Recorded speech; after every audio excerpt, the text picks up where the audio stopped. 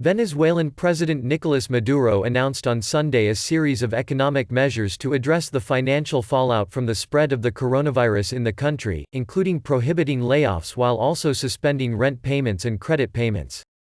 "We have the conscience and the absolute decision to protect all jobs in the country, to protect the entire operation of all companies and businesses in the country," Maduro said during a live appearance on state television. There are 77 confirmed cases of the novel coronavirus and no deaths to date, according to official statistics. The government has declared a state of alarm, imposing a full month-long quarantine in the country. Maduro announced that for 6 months banks must put the collection of credit payments on hold, telecommunications services would not be cut off, and rent payments for homes and businesses would be suspended, accompanied by compensation for property owners, but without specifying details. He added that the government would offer a plan to help cover the payroll of small and medium-sized businesses, in the local bolívares currency, for 6 months.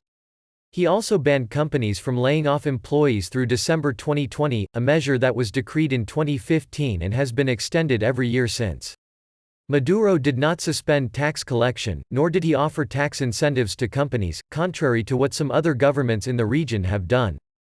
In recent weeks, the government has allowed sharp increases in rates for basic services such as cleaning and telecommunication, and raised the unit to calculate taxes, seeking more income at a time when the deterioration of the economy is deepening due to the spread of coronavirus and a drop in oil prices.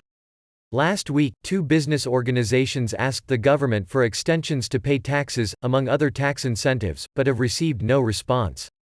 The opposition also called for urgent economic and fiscal measures to relieve workers and companies. Absolutely disappointing the measures announced nationally. All responsible governments in the world have announced measures to help oxygenate their productive sector, said Adán Celis, the president of Venezuela's largest industry union, Conindustria, on his Twitter account. This upcoming week Venezuelan officials will meet with Chinese officials, Maduro noted, including those who had been involved in the coronavirus response in Wuhan, China. Maduro added Venezuela would be receiving humanitarian assistance from both China and Russia, after the arrival of 130 Cuban doctors last week. He called on the United States to lift all sanctions on the country during the pandemic.